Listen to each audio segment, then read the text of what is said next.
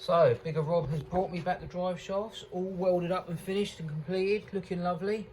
I've just given them a little cheeky coat of black paint, so that's all done and ready to go on.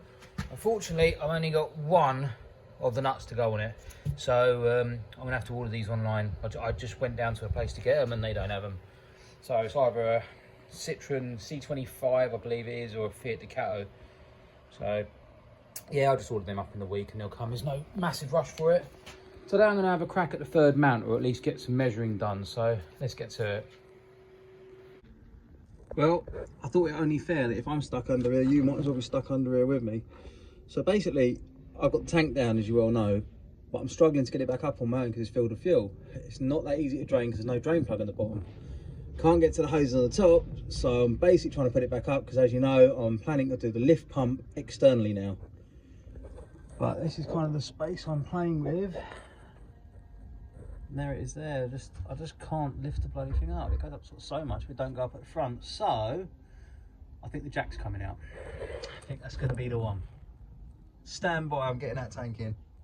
Okay, so I spun round, so my head is now facing the engine and my feet are now facing the axle.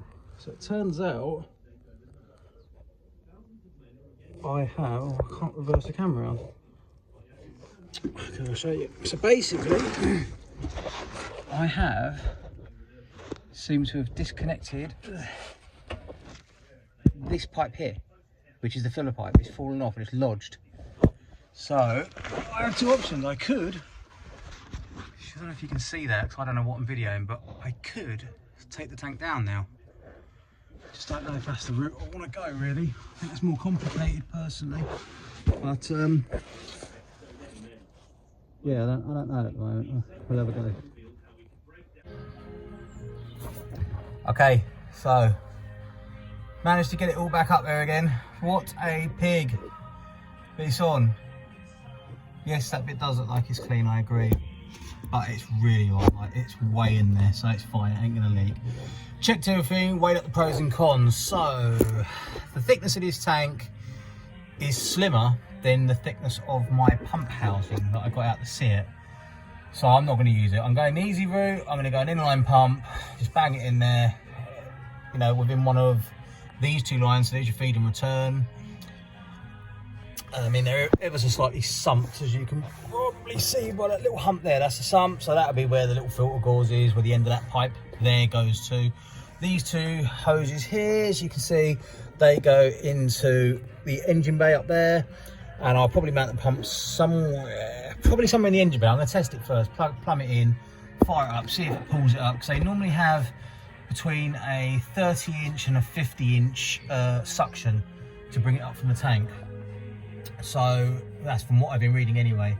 I'm going with a 10 psi, just run it straight, no sort of, I've forgotten the bloody name. No way of necking it down basically. But yeah, so that's all good. Just going to tighten this tank back up and then see if we can do something along the lines of this mount and this here, which is going to be the third mount to stop it rocking. So I've cut the engine mount, as you can see. This is the bit that goes onto the chassis of the truck. It's the original Peugeot Talbot truck part. Not cut very evenly. Unfortunately, I ran out of cutting blades and had to use a stupid saw. So my plan is either this bit of plate will be welded onto that like that, where my thumb is here, there'll be a hole and the mount will go onto it, or here's the bit I cut off, that will weld like that, gusset its edge down and that will hold it. So let's take a look underneath. Alright, you guys, there's my plates. I'm literally under the truck again. Let's go. Here I am, not the most comfortable positions, but I'm under here. Stand by. So here's what I've done. I've cut the bracket that was there, so I've literally cut it off flat, welded that onto it. All very rough at the moment. Still got to smooth off all the edges and everything, and all that good stuff. So there is the height. It's quite hard to video underneath here. There is the bird mount. If I put the bolt in like that, as you can see, bring it up here, bosh, that's your hole. But I don't like the angle of that. I want to bring it out a little bit so it's about straight.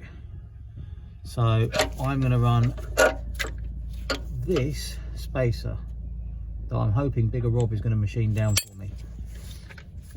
I'm sure he will, because he's good like that.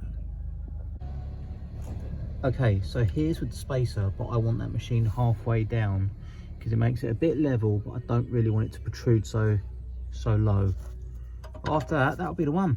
That is the mount, that's where it's going to sit. And we're done. So I'm going to take this round to the other workshop and get it all welded up.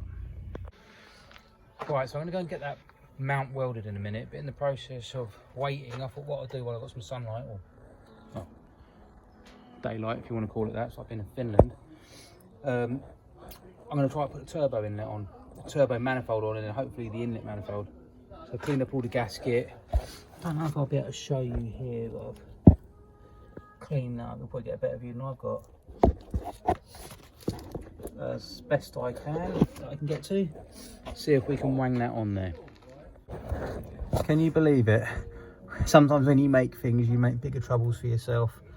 So basically, now that I've put the clutch master that you can see right there where my finger's pointing, you can no longer get the turbo manifold in from the top without taking it out, and I bolted it all up, albeit not fully bolted out, as you can see the bolts hanging out of it, but I really don't want to pull all that out from the inside at this moment in time. So I'm currently lying under the car again, and I've got it in there.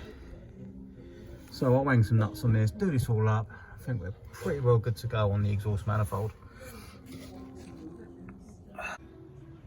Yes, so I finally removed the chains that were ready to suspend it on the crane again, but I'm not planning on taking this out again now, so hopefully this should be good. Inlet's in, turbo's in, oil line's on, return line's down, all is looking well. Just cleaned up the gasket there. These are metal embossed gaskets, so you know, we'll see. I'm not buying any more gaskets till I make sure this all fully works. If we have a problem, then I will change it. See if we can get that inlet on. So being a man that always admits his mistakes, I made a major mistake. I put the gasket on the wrong way around for the exhaust manifold, and now I can't get the inlet manifold on. Check this out.